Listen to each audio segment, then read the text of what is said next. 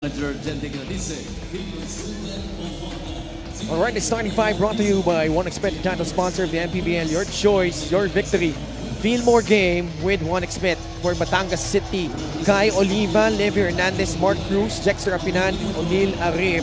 Para naman sa Nueva Ecija, JV Marcelino, Byron Villarias, Will Macaloni, Robbie Celis, and Jesper Ayaay. And noticeably absent from that starting unit of Coach Don Dulay is JC Marcelino.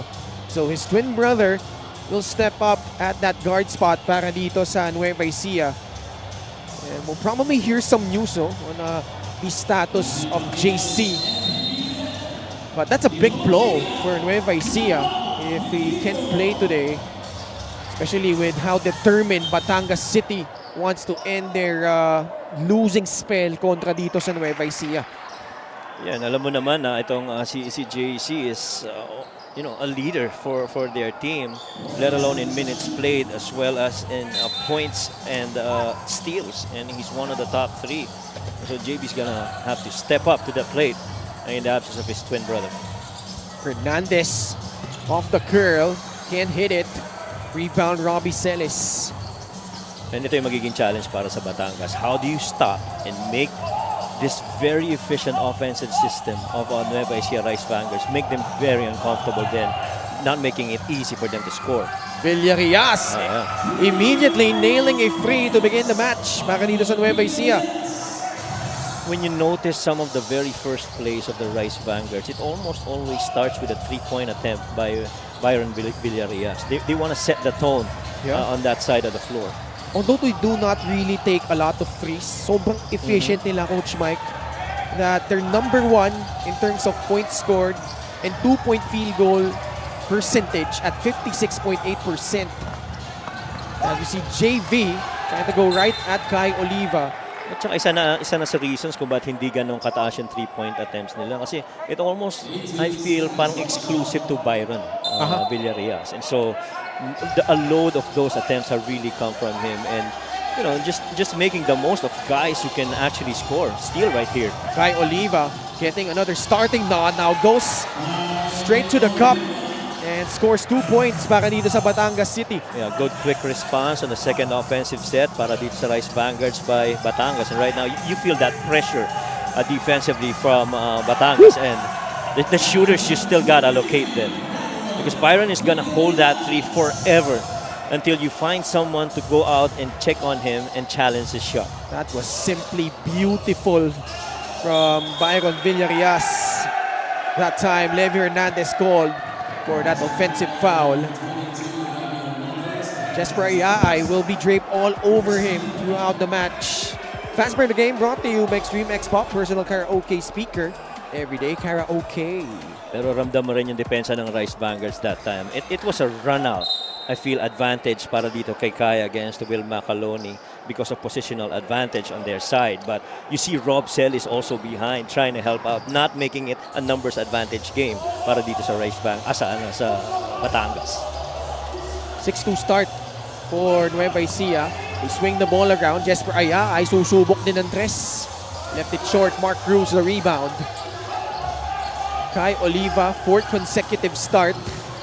O'Neal Arim gets blocked by Robbie Celis. Tatakbo dito ang Nueva Ecija. JV.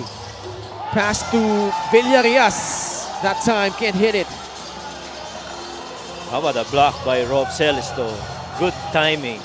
No body contact, just straight up waiting for that shot to go up in there and reject it. Batangas City remains one of the best defensive teams in the league so far. Top 10 in terms of giving up points. That will be put to the test tonight against this high-octane offense nitong Nueva Ecija. Pakiramdam ko itong Nueva Ecija gusto rin patunayan sa ating mga taga-subaybay dito sa MPBL na matibay rin sila pagdating sa depensa. And so this is going to be, as much as we talk about the offensive prowess of Rice Vanguards, this could also be a showcase of their defensive schemes. Robbie Celis not close on that shot. Jexapinan grabs and goes, gives it up. Levi Hernandez, ubukol ng tres, wala yan. Nakuha ni Jexter. But bola babalik sa panig ng Rice Vanguard. Gas at that turn. And the Rice Vanguard securing the defensive rebound. So they get possession. JV lost it. Tatakbo dito ang Batangas City. Hernandez. Great cut inside. Jexter Apinan able to score. 6-4. MPBL, the lone remaining undefeated team here in the league. 12 wins. Unblemished. Switch. Cross court. Villarreal lobs it up to Macaloni. Robbie Celis. Quick catch and shoot. Pretty much automatic from that distance. Oh, perimeter side. You know, matic na yan para kay Rob Celis. Pero you have to really admire the way that Batangas has been peeling off defenders and helping out teammates. And they're really trying to make Nueva Ecija uncomfortable in setting up their offense. Tsaka kung may pagkakataon tumakbo, sinusubukan rin tumakbo nitong ng Batangas eh. Nasupalpal na naman. Oh wow, second block of the game for Rob Celis. Hindi rin naman papatinag si Levi Hernandez, who immediately gets a free as a skirmish down low off the ball between Jexter Apinan and Will Macaloni. Well, Rob Celis got a block earlier on Levi Hernandez. Levi took it back, took the shot and made it. Sa ilalim, doon na medyo nagkaroon ng bongguan itong si Jexter at si Will Macaloni. Parehong lefty na, you know, madiin din maglaro eh. Very passionate about their craft. Ayun. Medyo nagkaroon ng konting kapitan sa ilalim and I guess Will didn't like it. Yeah, but I thought it was really nothing. Those are just two guys. Sila dyan. Number 2 in points in the paint and points off turnovers. Number 3 in three-point percentage despite just shooting a little bit less compared to the opposition. But boy, they have made it work. And it looks beautiful, at least in the first 12 games. That time though, Batangas forcing a turnover. Counter steal though by Nueva Ecija. Robbie Celis, the cross, and the layup goes plus a foul. Well, he got fouled on the moment that he gathered that ball, took that step to that drive. But more importantly, nagsimula ito sa depensa. Ayun yung stop, no? On that gather and that foul. And Rob Celis, if you give him token fouls, he's gonna make those shots. Let's check in with Miss Sydney Crespo. We've been talking about this Nueva Ecija Batangas history, but honestly, Coach Don Dulay didn't know about the losing streak. He was actually even surprised as he described Batangas to be one of the most experienced chemistry-wise, and he said they have one of the best coaching staff in the league. So yung mukha at tawa ni Coach Don, parang there's pressure to even mention this tonight. Now still without JC for the second game in a row, wala rin si Manaytay, Coach Don is anticipating an all-out high-intensity game kasi ang una niyang priority ngayong gabi is to survive with all of his players staying healthy. He cannot afford to lose another Rice Vanguard considering the tough stretch ahead. Ken, Coach Mike? Maraming salamat, Sydney, as that free drops again for Byron Villarreal, his third triple. And Nueva Ecija now up by 7, 14-7. But just going back to Sid's report, yung longer picture na yung tinitignan ni Coach Don because he's missing two key players right now in JC and Christian Manaytay. And at the same time, alam din niya yung challenge na harap niya currently right now in the Batangas City Tanduay Masters. Guy Oliva knocking down a 3 to cut this lead down to 4. No, kasi definitely hindi naman push over itong Batangas. May mga adjustments rin na gagawin sila Coach Cholo as they go up against the Rice Vanguards in this game. But the important thing here that I took away from that report was the respect between those coaches. Of course. 3-point shot brought to him Extreme, your one-stop shop appliances. This guy has really come out of his shell. The former Arellano chief, former San Beda Red Cub, Kai Oliva. Pero papaltan muna siya dito ni CJ Isit. Zeta Blaza also in. And Jong Valoria for the Rum Masters. They recover the basketball. 10 on their shot clock. Kickball violation called against the Rice Vanguards. Magandang matchup rin niyang sa guardia between Ryan Costello and CJ Isit. Both of those guards, play with a lot of pace. Very pesky too on both ends of the floor. And we have to remember, for these two squads, pareho silang nawalan ng key piece. Batangas as Zeta Blaza with a mid-range jumper. Batangas recently just lost Chris Porter. He's now with Rain or Shine. While I think a few weeks back, si JC Culliar naman, now with Phoenix for Nueva Ecija. So, the guys like ito si Ryan Costello who's now tasked to be the backup point guard para dito sa Nueva Ecija, and sila John Ambuluto naman for Batangas City. They have an opportunity to really shine and help their team as both of them try to make a playoff push. Yeah, I agree. At saka both these teams are actually founded on really good schemes, offensively and defensively, on a really good culture. So if people come and go, just like JC Colliar and Chris Porter, and lalo na if it's an opportunity for that stint in the PBA, be it here or abroad, I think they'll gladly give them up because they understand, it's okay. We still have all these systems and all these cultures in place. So we just get in a new guy, have him fit in, and then use him to our advantage. Sobrang unique kasi nung binibigay nung dalawa eh. Because Chris Porter is a stretch big for Batangas City. Something that Mark Cruz and John Ambuluto is not. But this is something that Mark Cruz has really done well. Score inside, and now we have a tied ball game at 14 apiece. Ang difference siguro with Chris Porter, he does have range, but for the most part, he's being used by Batangas on the low block. It's on the post. And so, yun yung mamimiss talaga nila. Kasi pagka mga malalaki na yung kalaban, nahirapan silang pumose sa ilalim. They bring in Chris Porter to have that presence inside, because when you talk about, Levi Hernandez, Zeta Blaza, pretty much perimeter guys that can score. Tanduay Rum Masters in the midst of a 7-0 run. They have tied it up. Costello gets it back to Robbie Celis. They reset their offense. Villarias, well challenged. That one won't go from beyond the arc. CJ Isit will try to settle things down now for the guys in white. Mark Cruz draws closer. Doesn't get the friendly bounce. Rebound ends up with Ryan Costello. Ganda ng palitan between both these teams, and I feel this quarter, in my opinion, belongs to Batangas because they were able to keep in pace in the first quarter, not allowing a huge separation between them. And just keep that going for Batangas. Samantalang ito naman Rice Vanguards, patuloy lang sa kanilang execution because they know that flow is going to come eventually as the quarters go by.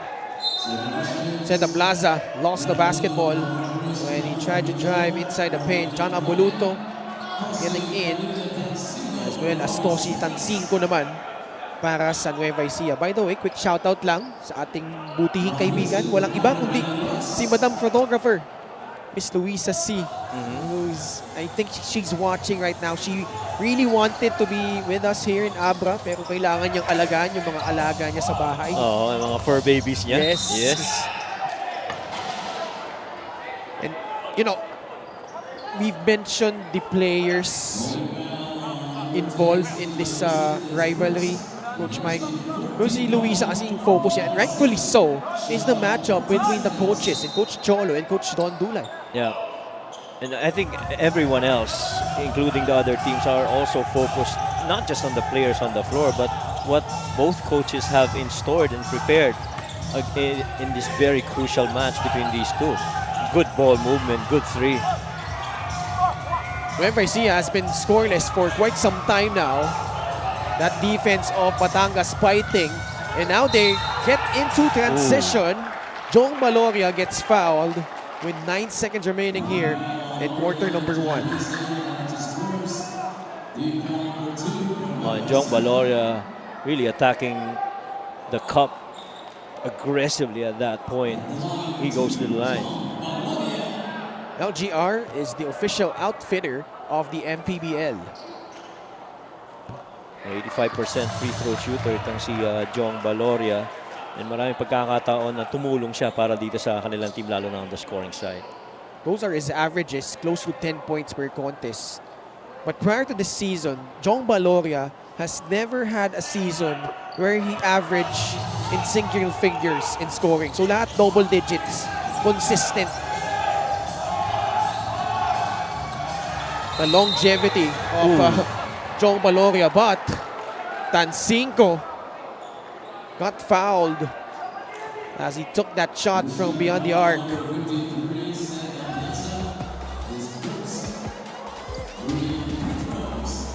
Plaza tried to close out on Tosi. At si Tosi ngayon, mabibigyan ng opportunity without Christian Manaytay. And he brings a different dimension naman para dito sa Nueva Ecija.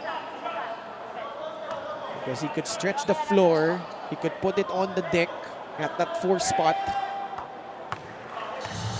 And that's what they really need, shooters outside, other than si Byron Villarreal. Because perimeter-wise, you've got that already secured with guys like Rob Celis, John Wilson. You have enough. Di nakatingin. Tosi Tancinco has enough time. Batangas City able to dodge a bullet.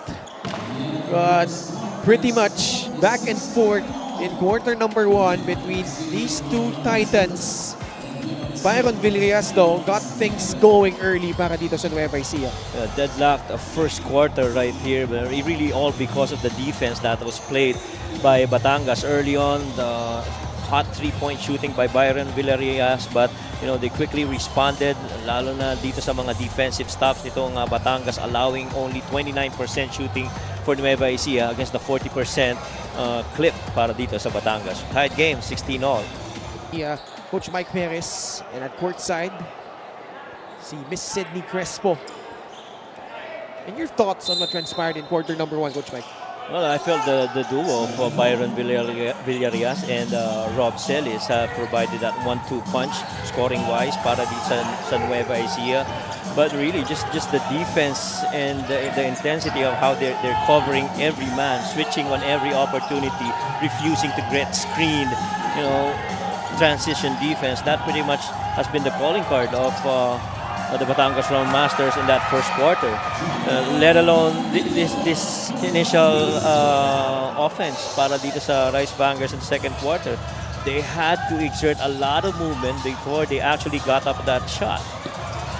Ambuluto has been stepping up lately for Batangas City, able to score off that putback.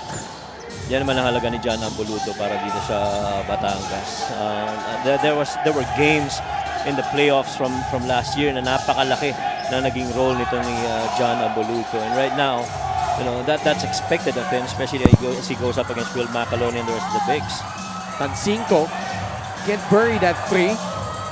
CJ Isit on the other side. Baloria sidesteps his way to a free, but off to the right. Fight for the ball. Ambuluto comes away with it and scores. Very familiar ito si John Ambuluto with Jamer Hamid. If I recall correctly, sila yung naglaban in the playoffs. Jensen against Batangas. Yes, and you're so correct. Pretty much that antidote to Jamer Hamito. And so the same way si Jamer dito kay John Ambuluto. Parang kaliwete na malakas ang katawan at mahilig makipag, physical lang sa loob. This is the first lead of Batangas City in this ball game. John Ambuluto, 4 early points off the bench. At ang ganda rin na nakuha ni Coach Cholo kay Kai Oliva. And, he's got 5 points already in almost 6 minutes of action. Perfect from the field. And including 3 steals to go. John Wilson attacks the paint. Tancinco gets it. Robles will try another free. Has missed all 3 of his attempts from beyond the arc.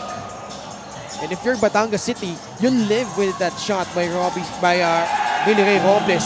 Pero ito si John Ambuluto with 6 straight points for the Round Masters. Ambuluto, napakaganda ng binibigay na tulong ngayon para dito kay Coach Cholo. 6 points off the bench quickly in only less than 3 minutes of action so far para dito sa lefting si John. Tancinco, great closeout by Don Ochea and forcing that miss. That was the reigning MPBL defensive player his imprints all over that one. Donocea. Ambuluto. Laban kay Hamito. Sprints to the right. But that time couldn't finish. As he gives up a foul after Hamito got the rebound. Yeah, good move by John Ambuluto. Waited for all the cuts to be done. Nung nakita niyang wala na, siya na yung nag-decide to go up against Jammer Hamito. And he's been, I guess, very comfortable against Jammer so far. And so Jammer's got to do a better job of trying to making it more challenging para dito kay John Ambuluto. Ryan Costello, Tosi Tansinko, John Wilson, Jammer Hamito, and now Kenneth Mocon, the unit on the floor for Coach Don Dulay. Ryan Costello gets to the paint, kick out pass to John Wilson. Can't hit the free. And multiple guys jostling for that rebound. And it ends up with Batangas City. And so far, itong battle of the bigs being won by Batangas. They are +5 in rebounds. And points in the paint, they are +4. And Jammer's going to have his hands full against a very active John Ambuluto. Nueva Ecija sues for time. They're down by 4.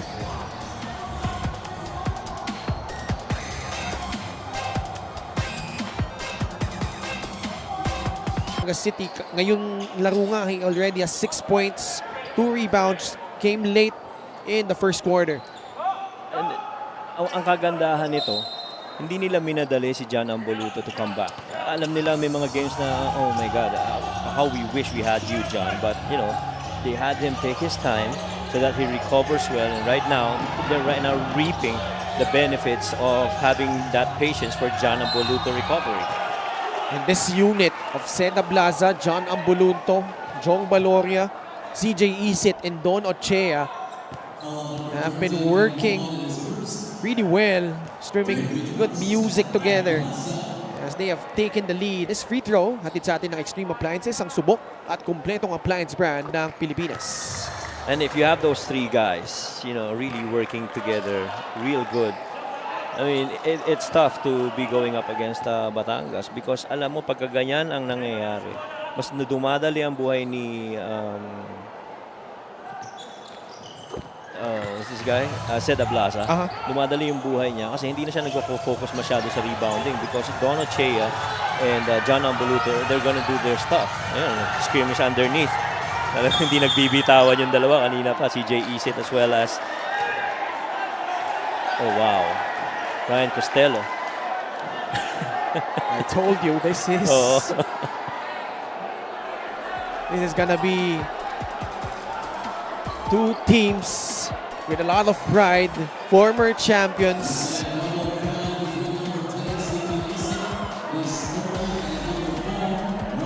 At dalawang manlalaro na ayaw magpatinag, CJ Isit, Ryan Costello, both Pessi guards. But nothing really untoward there. Oh yeah. Nothing dirty. Just 2 guys competing. Dito mo rin naman, in my opinion, ramdam yung hindi pagiging available ni JC. You know, the pace is going of the game with him on the floor is going to be so much faster para dito sa Nueva Ecija Rice Vanguards. Sa kalaking bagay din, nawala na si JC Culyar because he's a great 2-way guy for Nueva Ecija. Tapos wala ka pang JC ngayon. But Jammer Hamito able to score, stopping that 8-0 run by Batangas City. Pero ako pakiramdam ko yung pagpasok ni yung pagpasok ni you see that push with that left hand by John Wilson against Jong Baloria. This is the game brought to you by 1xBet, the title sponsor of the MPBL. Your choice, your victory. Feel more game with 1xBet. But I feel yung pagkawala ni JC Culyar, Ryan Costello stepped up big for them. Napakalaking bagay nun. Second, yung performance din ni JV Marcelino has done well for them. And so, babalikan nga dun sa sistema para dito sa Nueva Ecija Rice Vanguard. So, regardless kung sino papasok at lalabas na player, you know, they'll just, you know, keep them in pace with what they're doing on both ends. Nice Wilson, pass. extra pass. Jammer Hamito, back-to-back baskets. Doon naman, na-tempt na si John Ambulutong close out against that three, understanding that John Wilson can knock it down from there. So he left itong si Jammer Hamito inside, and really just a no-brainer pass right there for Jammer Hamito. Wala ring help defense, secondary help by Batangas City, enabling Jammer Hamito. This is his 4th consecutive season now with Batangas City. And he also had a stint with Makati back in Season 3. Lahat yun, Coach Mike, even nung nasa Makati siya, they went all the way to the North Division Finals in Season 3. Then dito sa Batangas, 3 straight South Division Finals appearances. And tagal na nila magkakasama eh. They've experienced multiple heartbreaks, the highs and lows. And also, yung sistema has always been there, and all of these players have been locked in from the get-go. Yeah, it's really just following the lead of Coach Cholo. Alam naman natin kung anong klaseng leader ito si Coach Cholo. Kaya it's not tough for him to get the players buy-in. And I feel, ang gusto ko kay Coach Cholo, alam mo, arguably, he might just have the best hand signals for all his plays. I mean, if you notice him, napakasimple, kaya kung ikaw yung player, alam mo na kagad eh, without him even saying a word. Sometimes he rubs his face, points to his chest. You know, look at that. He's just doing that horn signal, and that's twisting. You don't know what that means defensively or offensively for them. Uy, that's a bad pass steal by MJ. Right to the hands of Robbie Celis as the Rice Vanguards retake the lead, 26-24. And so now, if you base it on their movements, that hand signal really looked like Horn's twist. They had those two bigs on the elbow twisting, but really not a good pass by MJ because of that coverage by Rob. Another dangerous pass. Seda Blazado able to recover the basketball and go straight to the cup for the basket. Obviously, ang focus ng NUEVA ECIJA defense right now. Kasi nakita mo yung frustration ni Rob Celis nung hindi niya nakuha yung steal na yun. He was actually gunning for his 4th steal in this game. And so he almost had it. Remember, he had that steal on that Horns twist. Tapos nagkaroon ulit ng isa pang pagkakataon. And so, understandably, defense is gonna be key para dito sa Rice Vanguards. Fast break of the game brought to you by Extreme X Play. On the go speaker, take your music anywhere. Another deadlock. 26 apiece. At saka ang ganda ng palitan ng dalawa eh, no? 4 minutes remaining here in the second quarter. MJ, slight opening, took that free. Whenever I see a chance in transition, they have the numbers. Ken Mocon momentarily escaping. Oh, great pocket pass inside. Automatic there if you're Will McAloney. Rob Celis, time and again, proves to everyone, you guys don't need me to score to help the team. That time around, assist ang kinontribute ni Rob Celis. Little fake inside before he gave it up to Will. Set. Laban kay Robbie. Ablaza inside the arc. Entry pass. Ambuluto forcing his way inside for the deuce. And I'm sure Coach Don Dulay right now trying to tell Coach, ask his coaching staff, how do we stop that big man right there in John Ambuluto? He's had his way inside. Robbie Celis, eye to eye with Seta Plaza. Isolated on the right side. Great cut. Wow. Jesper Ayay, another basket in the paint for NUEVA ECIJA. Yan yung offensive efficiency and the fluidity of the offense of the Rice Vanguards. You're on the short corner, you're on a post-up, or you're on a dribble penetrate, have that weak side 45 cut, which is exactly what Jasper Ayay did. And see how they've been disruptive, playing those passing lanes, talking about NUEVA ECIJA. Play of the game, brought to you by OneXBet, the title sponsor of the MPBL. Your choice, your victory. Feel more game with OneXBet. And I'm sure si Coach Cholo is not happy about how John Ambuluto rotated. He knew that he was late. Never got to Will. Cross-court pass, Ayay. Masyadong matulis yung tira. May foul sa ilalim. Laban sa Batangas City. Will Macaloni, after a slow start to the season, has picked it up lately for Nueva Ecija. 2 minutes and 13 seconds left. Another timeout requested by Coach Don Dulay. Lamang pa rin sila dito ng 2 puntos, 30-28. Well, maraming salamat, Sid. And you gotta admire Coach Cholo, Coach Mike, because we've been mentioning this time and time again. Tagal na nilang magkakasama. Robbie Celis with a basket for Nueva Ecija, but going back to Batangas City, tagal na nilang magkakasama. Dami na napagdaan ng heartbreaks. But Coach Cholo keeps finding ways of reinventing itong kupunan na meron siya. They have stuck to this score for the last 3 years. And he recognizes na this time it's much more difficult. Sobrang flat nung naging start nila this season. But, well, at least in the last 3 games and including this one, nakikita natin how they've been staying locked in despite the turmoil they're in. Again, goes back to how Coach Cholo has actually built this team, built the culture, and it's founded not just on schemes. It's founded on a lot of philosophies and a lot of discipline.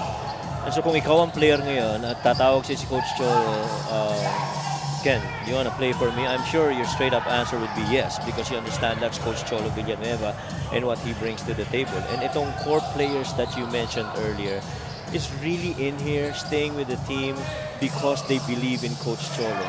You know, yung dami ng hirap na pinagdaanan nila. They've been thrown in the furnace, and coming out of there, still being together, playing with a lot of joy and a lot of togetherness.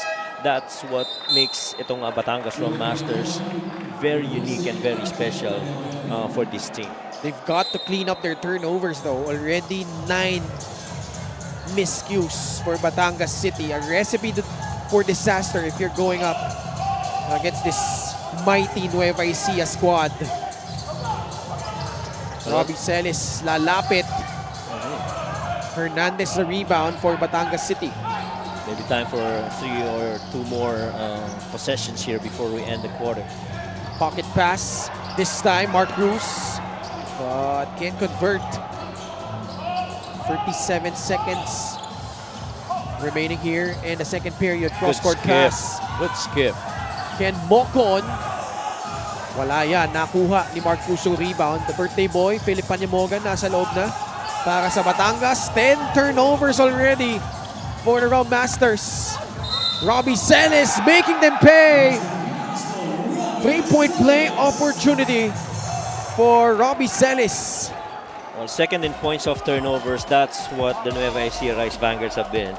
18.7 points of turnovers almost per game, and that's just a couple of them that you see right there with Rob Celis. And you talked about Batangas having 10 turnovers already.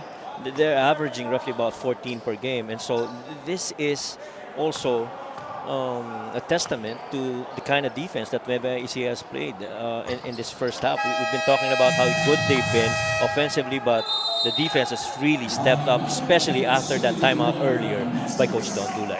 Now it's the turn of Coach Cholo to sue for time. They're down by 7, 35-28.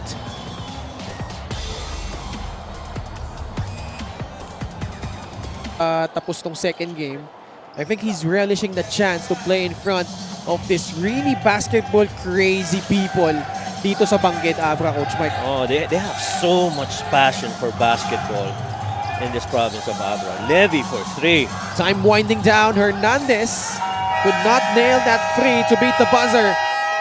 And that's gonna do it for our first 20 minutes of game action. It's been a game of runs, especially in the second. At the half, the Rice Vanguards on top of the Rum Masters, 35-28.